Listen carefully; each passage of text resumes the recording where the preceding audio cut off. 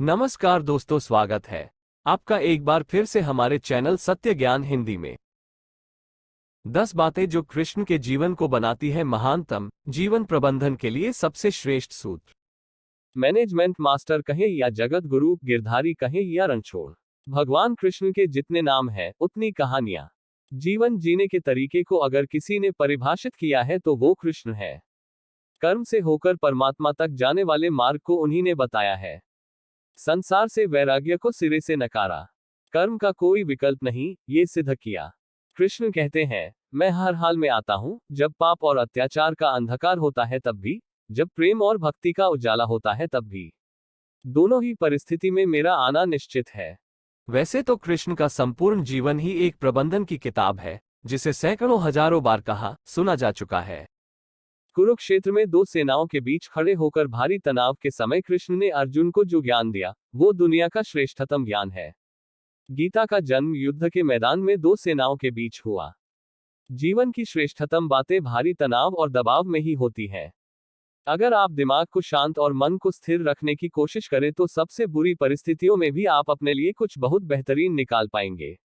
ये कृष्ण सिखाते हैं। गीता पढ़ने से पहले अगर इसी बात को समझ लिया जाए तो गीता पढ़ना सफल हुआ। कृष्ण का जीवन ऐसी ही बातों से भरा पड़ा है, जरूरत है नजरिए की। उनका जीवन आपके लिए मोयथोलॉजी का एक हिस्सा मात्र भी हो सकता है, और आपका पूरा जीवन बदलकर रख देने वाला ज्ञान भी। आवश्यकता हमारी है, हम उनके जीवन से लेना क्या चाहते हैं। कृष्ण मात्र कथाओं में पढ़ा या सुना जाने वाला पात्र नहीं है, वो चरित्र और व्यवहार में उतारे जाने वाले देवता है। कृष्ण से सीखें कैसे जीवन को श्रेष्ठ बनाया जाए। 10 बातें हैं जो अगर व्यवहार में उतार ली तो सफलता निश्चित मिलेगी। 1. शुरू से अंत तक जीवन संघर्ष ही है। कारागृह में जन्मे कृष्ण, पैदा होते ही रात में यमुना पार कर गोकुल ले जाया गया। तीसरे दिन पुतना मारने आ गई।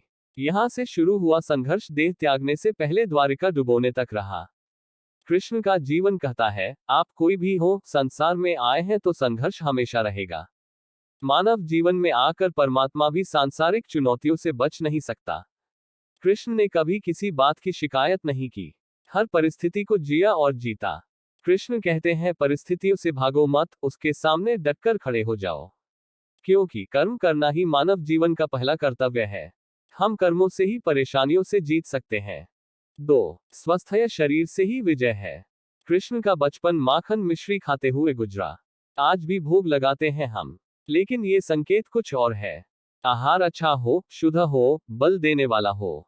बचपन में शरीर को अच्छा आहार मिलेगा तो ही इंसान युवा होकर वीर बनेगा।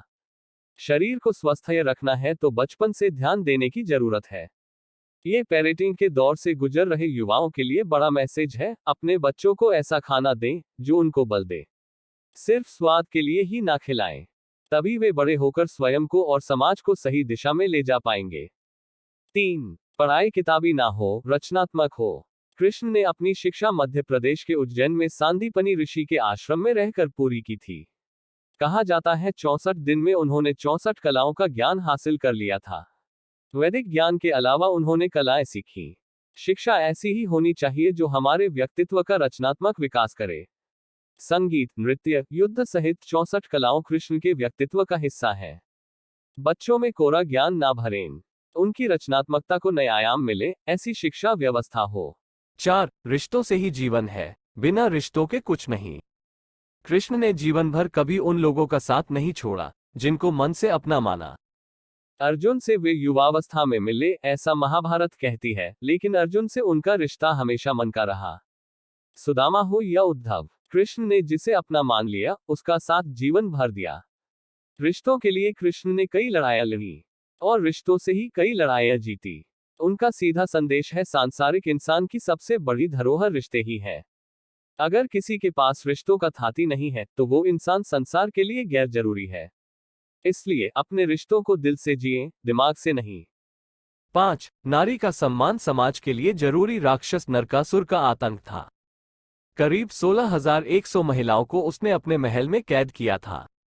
महिलाओं से बलात्कार में उसे सुख मिलता था। कृष्ण ने उसे मारा, सभी महिलाओं को मुक्त कराया, लेकिन सामाजिक कुरीतियां तब भी थीं।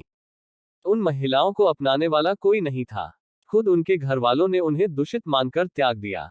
ऐसे में कृष्ण आगे आए, सभी 16,100 महिलाओं को अपनी पत्नी का दर्जा दिया, समाज में उन्हें सम्मान के साथ रहने के लिए स्थान दिलाया। कृष्ण ने हमेशा नारी को शक्ति बताया, उसके सम्मान के लिए तत्पर रहे। पूरी महाभारत नारी के सम्मान के लिए ही लड़ी गई। आप कृष्ण भक्त हैं तो अपने आसपास की महिलाओं का पूरा सम्मान करें। कृष्ण की कृपा पाने का ये सरलतम मार्ग है। 6. आपके मतभेद अगली पीढ़ी के लिए बाधा ना बने। कम ही लोग जानते हैं कि जिस दुर्योधन के खिलाफ कृष्ण ने आजीवन पांडवों का साथ दिया, उसकी मौत का कारण भी कृष्ण की कूटनीति बनी। वो ही दुर्योधन रिश्ते में कृष्ण का समधी भी था। कृष्ण के पुत्र सांब ने दुर्योधन की बेटी लक्ष्मणा का अपहरण करके उससे विवाह किया था। क्योंकि लक्ष्मणा सांब से विवाह करना चाहती थी, लेकिन दुर्योधन खिलाफ था। सांब को कौरवों ने बंदी भी बनाया था।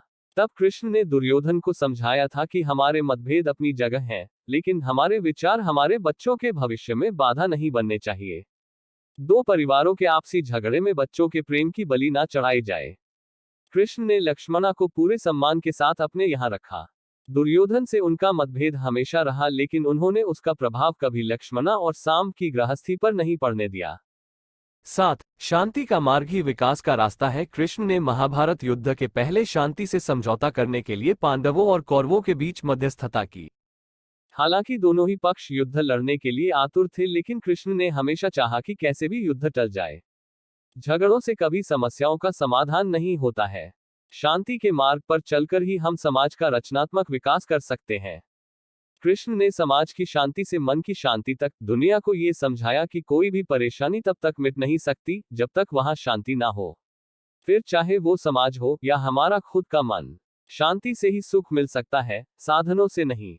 8. हमेशा दूरगामी परिणाम सोचे। महाभारत में जुए की घटना के बाद पांडवों को वनवास हो गया। कृष्ण ने अर्जुन को समझाया कि ये समय भविष्य के लिए तैयारी करने का है। महादेव शिव, देवराज इंद्र और दुर्गा की तपस्या करने को कहा। कृष्ण जानते थे कि दुर्योधन को कितना भी समझाया जाए, वो पांडवों को कभी उनका राज्य नहीं लौटाएगा। तब शक्ति और सामर्थ्य की जरूरत होगी। कर्ण के कुंडल कवच पांडवों की जीत में आड़े आएंगे, ये भी वे जानते थे। उन्होंने हर चीज पर बहुत दूरगामी सोच रखी। कोई भी फैसला तात्कालिक आवेश में नहीं लिया। हर चीज के लिए आने वाली पीढ़ियों तक का सोचा। यही सोच समाज का निर्माण करती है। 9. हर परिस्थिति में मन शांत और दिमाग स्थिर रहे। पांडवों के राजसूय यज्ञ में शिशुपाल कृष्ण को अपशब्द कहता रहा। छोटा भाई था लेकिन मर्यादाएं तोड़ दी। पूरी सभा चकित थी, कुछ क्रोधित भी थे, लेकिन कृष्ण शांत थे, मुस्कुरा रहे थे। शांति दूत बनकर गए तो दुर्योधन ने अपमान किया। कृष्ण शांत रहे। अगर हमारा दिमाग स्थिर है, मन शांत है, तभी हम कोई सही निर्णय ले पाएंगे। आवेश में हमेशा हादसे होते हैं, ये कृष्ण सिखाते हैं। विपरीत परिस्थितियों में भी कभी विचलित नहीं